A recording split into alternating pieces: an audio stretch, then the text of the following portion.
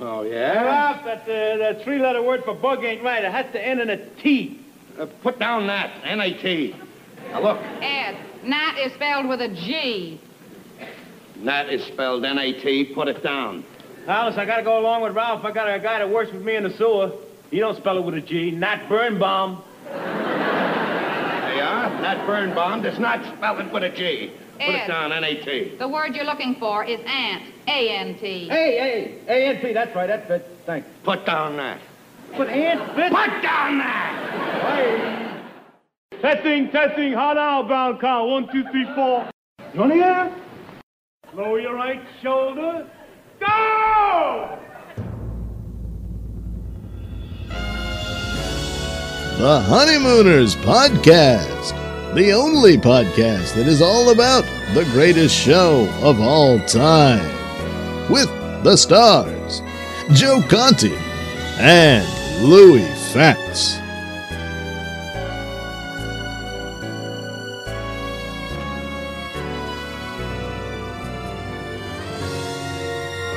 Welcome, fellow raccoons and members of the Women's Auxiliary. What's happening, all you hurricanes, Bensonhurst bombers, and all the Herbert J. Whitesides of the world? You're listening to the Honeymooners Podcast with me, Joe Conti, and my pal Louis Fatts. Eureka, my garbage can is full. Yes. The only discussion-based podcast all about the greatest show of all time. We record in the Non-Productive Studios in Clifton, New Jersey. Subscribe to the show wherever you get your podcasts, and if you're on iTunes, give us a 5-star rating and leave a positive review. Our home base is the Non-Productive website. That's Non-Productive.com. And don't forget to like our Honeymooners Podcast Facebook page. What's happening, Lou? Hey, Joe, these last ones, we're on a roll. We're on a roll. I don't know what it is, but we're on a roll. It's been enjoyable to listen to, Oh, God, yeah. even for me. Yeah. And I can only tolerate my voice for a little bit. And don't forget, I have another 2-hour show that I do that I listen to myself. But I find myself listening to this over and over. Yeah. And it's fun to really the fans and the listeners are really getting into it on Facebook, they are. And even with the voicemails. Yeah. All of that. Mm-hmm. Yeah, so the voicemail, if you the voicemail, if you want to call, it's 240-442-2635. You can leave a voicemail. Or if you want to email us, it's bangzoom1956@gmail.com. And we appreciate all of that. You guys have been great. And we're even getting some ideas for flubs that we're not seeing. Yeah. And we're stockpiling them, people. We are. We're going to stockpile them because, we have them tucked away in our loft band drawer. Yes. So that's what we're doing because we want to do this as long as we can. Yeah. And, unlike some people who don't understand, unlike you guys, we're not just doing 39 podcasts. No. It's not like one per episode. This is something that we're going to just extend and just have so much fun doing, which we are and we're going to continue doing. So, Joe, someone gave a little shout out to Joe J. emailed again, and Norm emailed. Yes. Our friend Norm from Facebook. Yep, absolutely. That strange thing called Facebook out there that I have no idea what's going on. Norm emailed. So, way to go, Norm. All right. And we're going to use your flub one of these days. Like I said, it's in that top dress pan drawer for a future episode. Yes. It's in the iCloud. In the iCloud of the top pan dress pan drawer. So, we got a busy show today. So I figured we would start off with a quick, very slight flub. Yeah. That I have never noticed, and you have years. I've noticed years ago. Years, and you even with our pal Gil. Our pal Gil, we used to go back and forth with it all the time and interject it into our conversations. We ever had a normal conversation? Yeah, probably not. Right. All right. So let's do that real quick. It is a flub from a very good episode, A Dog's Life. Yes, one of the best. And it's right at the point when they realize that they're going to make a ton of money. Yep. And tell me if you can hear the flub. Pal of mine, you deserve it. Thank you, friend. Thank you, my boy. A toast. Thank you. Did you hear it? Now, I didn't hear it until Louis told me. and then I heard it. We'll do it again. Do it again. Do it again. Pal of mine, you deserve it. Thank you, Clem. Thank you, my boy. Right there. That is bizarre that I never ever heard that. Yeah. But and if you're not hearing what we're hearing, he says, "Thank you, Cram." He's starting to call him Norton Cramden. And he goes, "Thank you, Cram. Thanks." And he rescues himself by saying, "Thanks, my boy." Thanks, my boy. Yeah, exactly. And then after that, there's another great visual flub with the exchange of the crackers with the Cramden's delicious Marshall. Right, which it's great. It's great. It's got because he makes one and he gives it to Norton to Ralph. Right. And then Ralph goes give one to Norton, and Norton already has one, and he hands it back, or something like. It's a weird exchange. Weird exchange, but it's visual. Yeah, watch it. It's great. Yeah, it's great, and it even gets a chuckle from it the does, audience. It does. Well, Ralph makes a face. Yes, and he looks at Norton like what are you doing? Yes. But I'll play the flub again, and it's like I said, it's very faint, but for him, you got to listen to it. You will hear it. You will hear it. Pal of mine, you deserve it. Thank you, Clem. Thank you, my boy. Thank you, Cram. Thank you, my boy. Yes. So it's a small one. It's a small. Well, a lot of them are small, but they're still good. But they're precious. Yeah. And that's basically the second time Ralph has called Ed Cramden. Yes, because he did it when they were at the Raccoon Lodge. Called him Brother Cramden. Brother Norton is a nut. Is a nut. So he. And it's really great to hear that because it's almost like because you would think if anything. Because we're so caught up in the show that we think we're watching Ralph Cramden. Yes. Even though you're watching Jackie Gleason. Yeah. Like, I would never be like, hey, Conti. I would never accidentally call you Conti. Right. It would never happen. I mean, listen, I could say a lot of dumb things and mix-mash and all that, but I would never accidentally call you me. No. And that's what he did. He did, yes. But it makes it's so much fun because you're seeing the human, how primal this is. Yes, how, that live 1950s television. And he's great. He called his other friend himself. Which is just it's wonderful. It's so great. I love all the imperfections. You know what's funny? I would have never realized when I was like a DEF CON 2, like how many imperfections there are in this. I know. It's what makes, especially when you get to this level. Yeah. Level. You level. I love that. Level. Like we're playing a video game. But this level of by the way, I've never played in my life. Yeah, exactly. Fandom, this level of fandom that we can appreciate. It's just like when you're with somebody for such a long time, all the little things that are the blemishes, they become part of what you love about the other person. Yeah. Except if they're an axe murderer or something like that. Well, then you got to, you might be a line somewhere. draw the line. All right. Well, okay. What's up next? All right. The second thing was we haven't done it in a while. Whatever happened to? Whatever happened to? That's right. We haven't. Yes, we haven't done whatever happened to, and I hear that. we don't even need to explain it. The intro itself explains whatever happened. Great to. intro.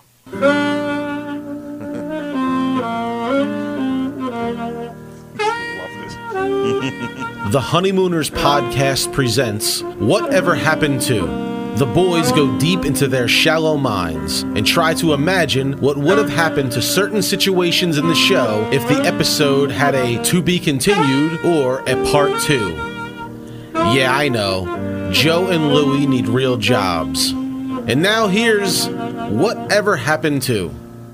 All right. A little Whatever Happened To, which we haven't done in a while. No, we haven't. This is a good one. I like the idea of this Whatever Happened To. Yeah, this is... Now, in a matter... No, not a matter of life. Yeah, matter of life and... life and death, whatever that one's called. Yeah, matter of life and death.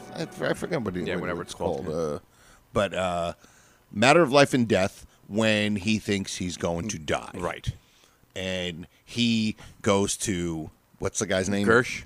Dick Gersh. Dick Gersh. And gets the $5,000 Yeah, he because does. they Gets think the he's going to check. die. Yeah. Then he finds out he's not going to die. You mean never? Never? I Yeah. don't mean never. And I got to tell you, that line when he goes, oh, I'm going to give you my bowling shoes. Yeah. He goes, this couldn't have happened At at a better time.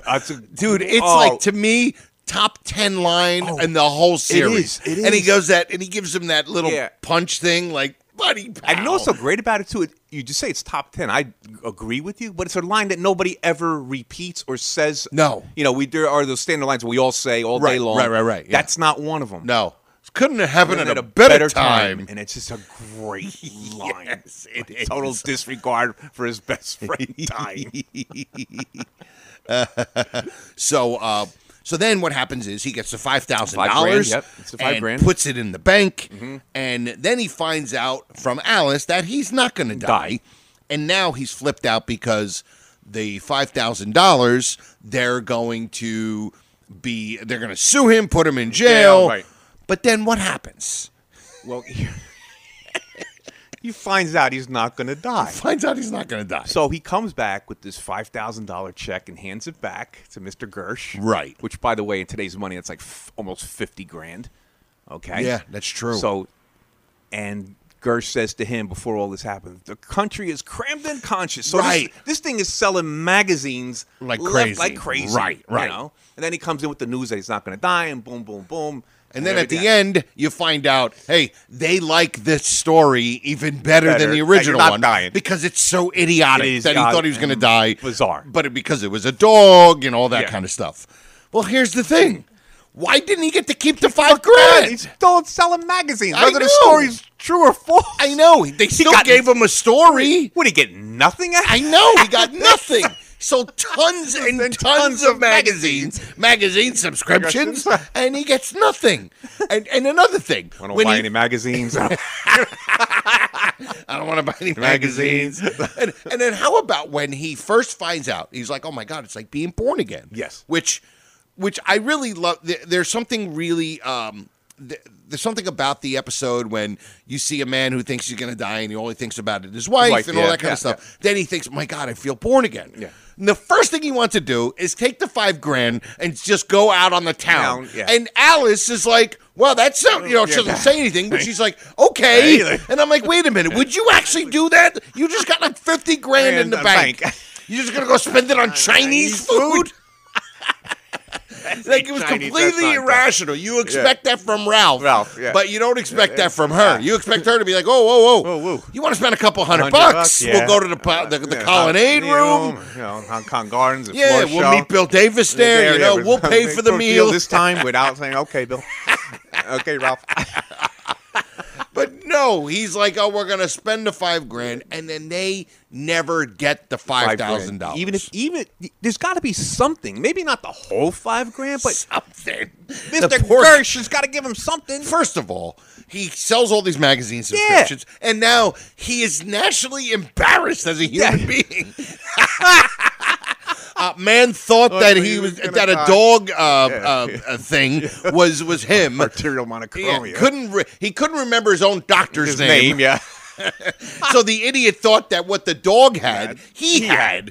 I mean, you couldn't figure out it was mostly in boxers, and you had to take a pill with a thing of milk. Or milk, like he's gonna lay in front of the stove. A complete and utter embarrassment as a human being. And he gets nothing out of it. And he goes back there with it almost looks like it was like the same check. It's like, did you deposit that? Yeah, then he put it in the bank. He came out with this check. Looks like a piece of paper. Exactly. Here's your check. Anyway, that was great. Great. Yes. That's a great whatever happened. Great whatever happened to. And Absolutely. Just to hear our intro music. Oh, yes. Gives me chills. Louis loves that. Oh, I love it. It is fantastic. I love it.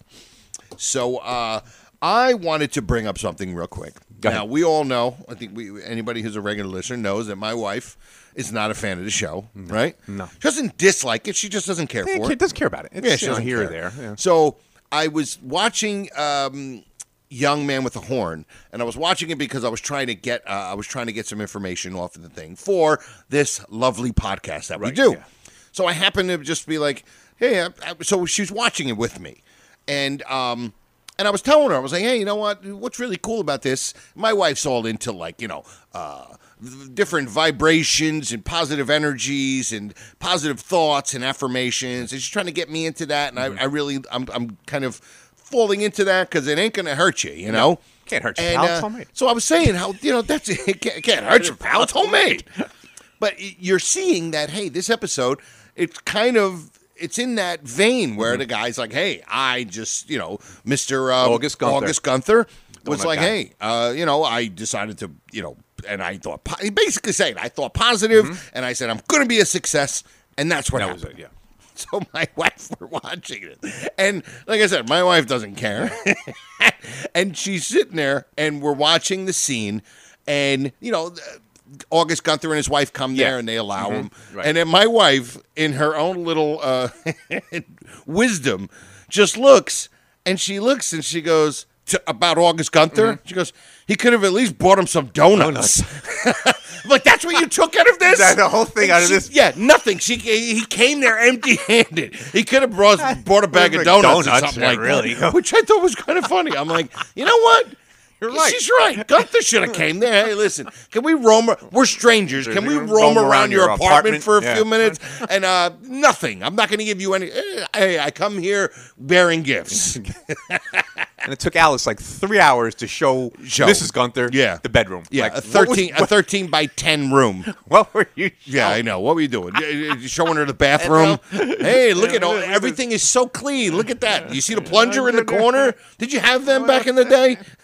What are you doing? So I just thought it was kind of funny. My wife, who does get a good one out here and there. Yeah. Does come up with a good one. And my wife does have red hair. Oh, yeah. And she does get a good one, and I am a big boy, so it's kind of art imitating life here. Yeah. So, now... We're going to get an intro. Fernandez is making an intro for the Flub of the Week, and I also want to make an intro for Louis' observations. Because Louis' observations from the observation deck. It's going to be cool. We'll call it that. From the Louis from the observation deck. That's great. Okay, that's what it's going to be. All right. And you've made get to Fernandez. Yes, great observations. Like in the last 2 weeks, when you said when Ralph went to go fight Harvey, he's in his bus drivers, which is a great observation. Oh, little the small details, small details. So you told me, you said, look, you have an observation on something that happened in Hello, Mom. Hello, Mom. And now, let me just say something about Hello, Mom. Go ahead. Good episode in the beginning. Yeah. And Joe knows this. Yes. We've talked about this for years. Yep. I absolutely despise the ending when he reads that stupid letter about mothers-in-law. It just does not fit. Right. And maybe they couldn't come up with a, Audrey Meadows had said in an interview once that some episodes ran short and they had fill. Oh, okay. So that, she didn't mention that one specifically, but that could have been the reason. She said some ran short, we had to fill them with things, and others were long, and they ended kind of abruptly. Right. Because it was a time thing. Back in the 50s too. You don't know. Right. How good they were. Well, they did say the Young at Heart, when he was doing his speech back and forth at the end about Basil Fomine, that was him stretching. Yeah, he was stretching. They were stretching that one out. Yeah, okay. And maybe this one could have been they substitute this ridiculous and maybe letter. they said, all right, listen, if for some reason we run short, we'll have this ready. letter. Okay. And you are not a fan. No, I turn it off before you. As soon as he reads a letter, I turn it off. And he just and the ending is just him. I'm going to go out and get some air. Going to go get some air. Yeah. That was so because I can't believe I said these things about my mother-in-law. And I can't believe I don't remember something that I wrote on my wedding night, and I don't even recognize my own handwriting. Yeah. But we have, and you wanted me to play a little piece of the Hello play Mom. the piece of Hello So Mom. I think I got it right from. I'm trying to thread a needle. Okay. Oh, is that all? Yeah, give it to me.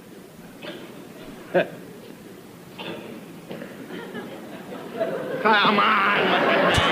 A great smack. Thing. He always says the thing. The thing, yeah. Love Quicker that. than a cat can wink its eye, Billy boy. Billy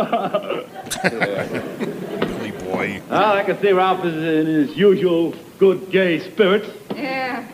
Hey, Ralph. What? What do you want? You forgot to give me the friendly raccoon greeting.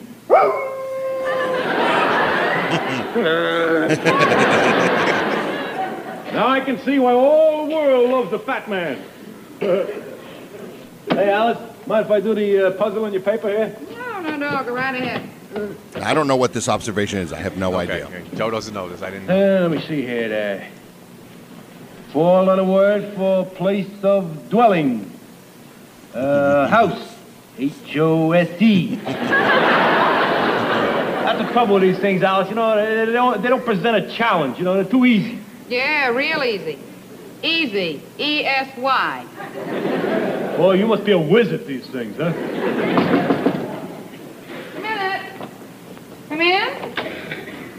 Telegram for Ralph Cramden. Telegram? Sign here, please.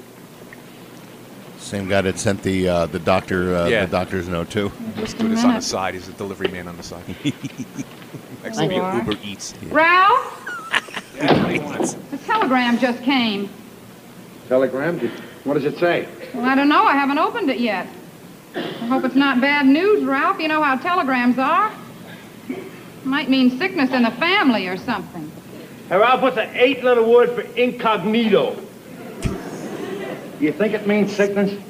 Sickness? S-I-C-K-N-E-S-S. Yeah, that's it. What are we getting all worried about? It's probably nothing. I'll read it. My dear children, Father's going to be away for a few days, so I'm coming for a short visit. Will arrive Wednesday. Love, Mother. Oh. And you thought it was... Okay, here we go, Joe. All right. Now, and I have no idea where you're going with this. Two things. One thing I just actually heard right now. Okay. Telegram for Ralph Cramden. Okay, number one. Number two, here's the observation. He thinks it's her mother, correct? Right. Why would her mother send a telegram addressed to Ralph Cramden announcing her... Here's a lady that bursts in on him all the time. Now, of course, me being the maniac that I am, I looked on the map to see where 33 Kosciuszko Street is, as opposed to 328 Chauncey Street. Okay, so it's right. It's basically from Chauncey Street. You go 15 blocks up and 4 to the left. Okay, so now it's probably not walkable, right? But it's from the subway. Remember, she said, "Yeah, 4 long blocks." Right, 4 long. So why would she send a telegram announcing her visit? I know, especially somebody who, like you said, would just bust she right just bursts in on him all the time. Any Right. hour of the night she bursts in. That one night it was like midnight. She comes in with fabric that she picked up for Al. Like, what? Yes. So that's... And it doesn't sound like language that she would use anyway. Yes, you know. Yeah. Father and Father's a short away. visit. I'm coming over for a short visit. So I'm like, always like, her sending a telegram? Right. It doesn't sound like. It's not going to sound like anything Ethel Owen. Ethel Owen, would, Mrs. Gibson would do. Right. She would just come with like a bottle of wine and be like, "I'm here, and I'll be sitting right here in the corner doing whatever I want to do." That is a great point. That's the observation. That is a great point. Which kind of like it's the obvious thing in the show that. Hey, at the end, when you're like, well, yeah, of course, it was your mom. Which is like, but nobody's thinking that. Nobody's thinking that. No. They're all thinking that, and what is this going to, like, I guess when you first saw it, you're just like, wow, what is, where are they going with this? Yeah. And when she shows up, what's it going to be like? What's going to happen? And it's not. And it's obviously, it's his mom. It's his mother. Who this woman is? I think they said she was 16 years younger, or younger than Gleason, the woman that played his mother. I'm pretty sure. Yeah, she was 16 years or 8 years young. She was younger than Gleason. That's great. And played. Mom. But that was the opposite. Like Alice's mother sending a telegram addressed to Ralph Cramden. Yeah. Not Alice. Yeah. Ralph. Yeah, not hey, fatso. I mean, all she does is break his chops the whole time. And, it's send him fat jokes, and is that your lunchbox? Now, all of a sudden, when she sends a letter. This civil letter. Yeah, that is a great point. Observation. That is a great Great point. Oh, man.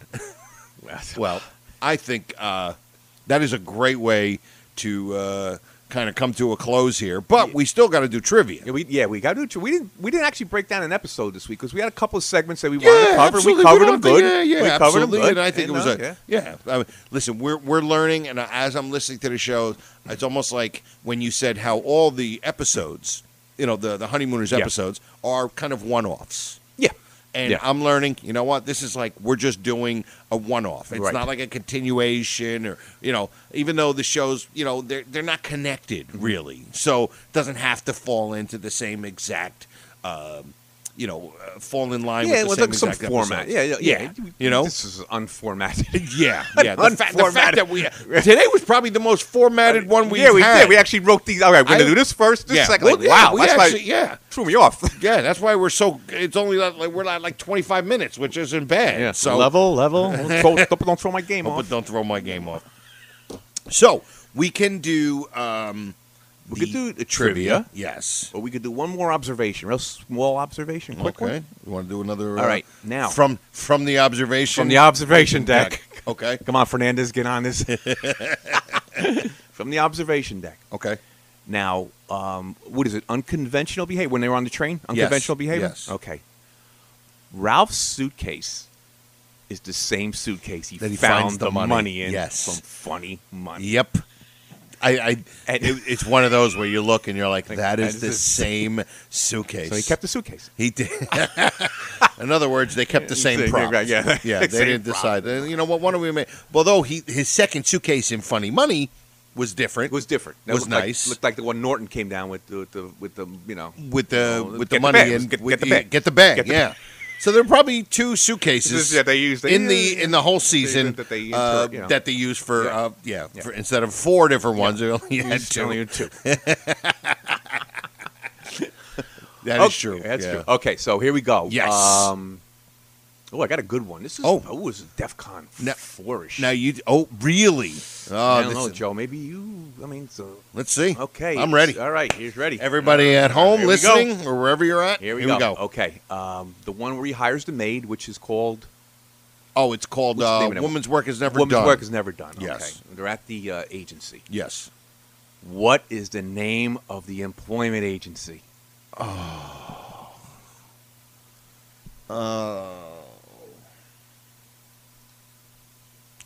I have no idea. Stellar Employment Agency. Wow. Yeah. And here's a little tidbit about that episode. Go. Frank Marth, Okay. who played Mr. Wilson, I believe? I think it was Wilson. Yeah. He was a last-minute replacement. It was supposed to be somebody else. Freddie Muller?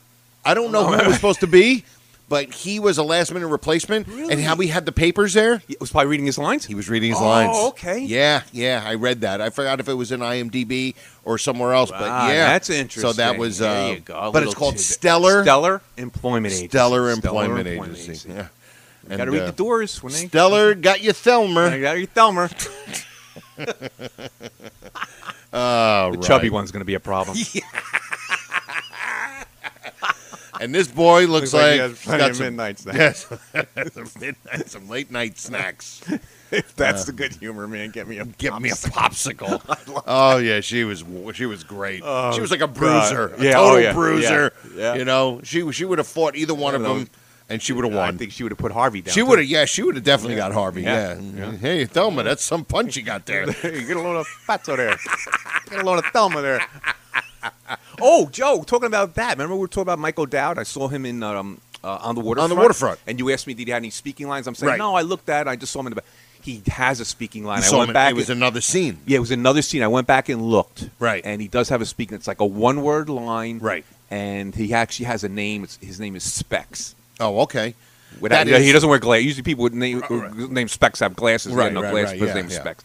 And he has like one speaking line. Okay. And he's actually uncredited in the movie. Uncredited. Even though he spoke and had 2 scenes, he's still uncredited. So for anybody who doesn't know, that's the guy who Ralph punches down. Who says, hey, get a load of fatso. Now, I have to give Louis props for something. On that episode, two episodes ago, or whatever it was, and you were talking about seeing Mike O'Dowd. Mike O'Dowd, yeah. And, hey, it's the Get a Load of Fatso guy. Yeah. And you had, dude, it was a hilarious line, and I didn't hear it, and it went under the radar. But you said, hey, get a load of Fatso, and that's what he said to Marlon Brando, which was so funny when I was listening to it, but I didn't hear it because I was probably too busy trying to think of the next thing to say, because that's what you do when you do podcasts. But I thought that was a great podcast. Line. Great line. Just a funny line from Lou. Thank you, Crim. Thank you, Crim. Thanks, my boy. All right, we got to get out of here. Okay. Thank you, everybody, for giving us a listen. We totally appreciate it. Episode 22 in the books. I want to thank all of our honeymooner groups on Facebook that help us, let us promote the Honeymooners, the Raccoon Lodge, and the Honeymooners, the original 39. And also our pal, Brother Norton, has his podcast called the Honeymooners Trivia Podcast. Give that a listen. And I also have another show called the Conti and Kenny Show, which is on every Monday night on morelikeradio.com. You can look up Conti Kenny on Facebook, or just look me up and you can find it. And I have a DVD, 1-hour DVD CD that I made back in 2012, and it's called Joe Conti Happiness. You can find it on iTunes or CD Baby, and that's it. So thank you, everybody, and we'll see you next time. Night all.